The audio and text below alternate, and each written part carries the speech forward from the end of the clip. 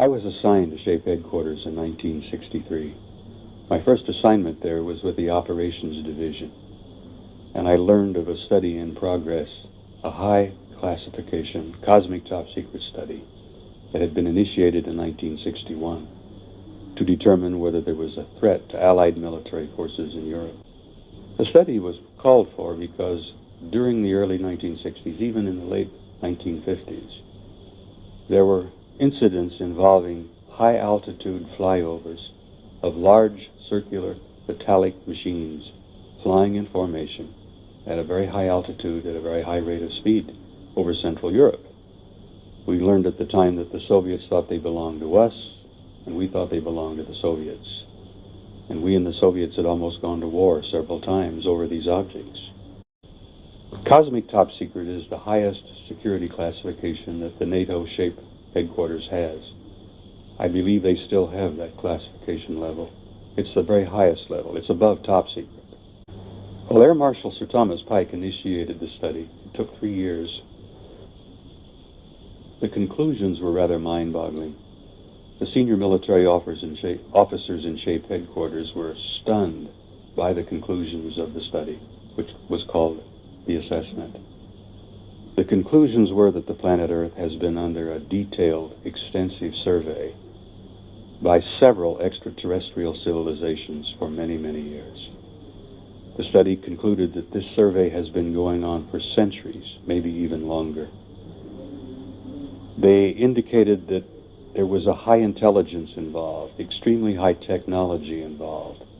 The technology that had been demonstrated was at least 1,000 years beyond anything we could imagine.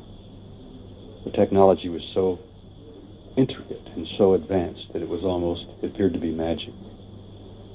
The final portion of the conclusion was that there did not appear to be any kind of a malevolent or hostile threat involved, because if there had been, there was absolutely nothing we could do. There was an extensive annex based upon one of the UFOs had crashed in northern Germany, right near the Baltic Sea. It had crashed very near where the Russian and British zones came together. This was a disk that was 30 meters across in diameter and 5 meters thick. It crashed, and the British Army retrieved it with the British Engineer Battalion. And they somehow learned how to take the object apart. They were able to get inside of it, and they learned somehow to break it down into pie wedge-shaped pieces. And they hauled those pieces away on what we call lowboy trucks. And they hauled them away, and I understood that they were actually turned over to the Americans. This was a crash, and in the object were small bodies, approximately 12 of them. They were small gray creatures with large heads. When they concluded the study in 1964, they published 15 copies. They gave it the Cosmic Top Secret Clearance classification with an additional classification of eyes only and need to know. One copy was provided to the Secretary General of NATO. One copy was in the personal possession of General Lyman Lemnitzer, who was the Supreme Allied Commander. And copies were provided to most of the senior military representatives of the NATO alliance at that time. I think the German government knows full well what's going on. I think they're well aware of the assessment. And I know that there is a German agency at a very high level in the German Defense Agency that is involved with UFO research. Every major Allied organization and Allied nation in Europe has an office, an agency, a high-level representative who works on UFO research.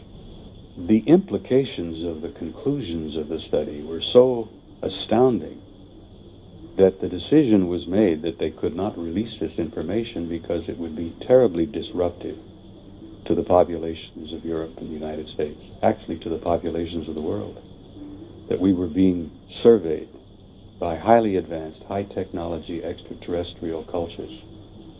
One of the major conclusions was that one of those civilizations, the people looked exactly like we did. And that troubled the military people in SHAPE headquarters because it became quite apparent to them that these aliens could put on a suit and a tie or sport jacket, sit next to you in a restaurant, sit next to you on a bus or walk up and down the corridors of SHAPE headquarters and you'd never know.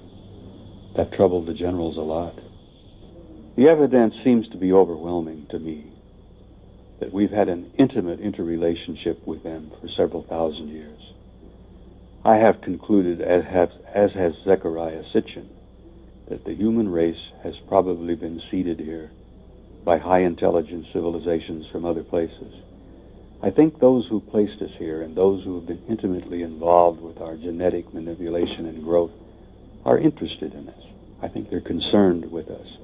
I think they are related to us. And I think that that's why they're so involved. One of the conclusions of the study was that there was a program or a process of some kind taking place.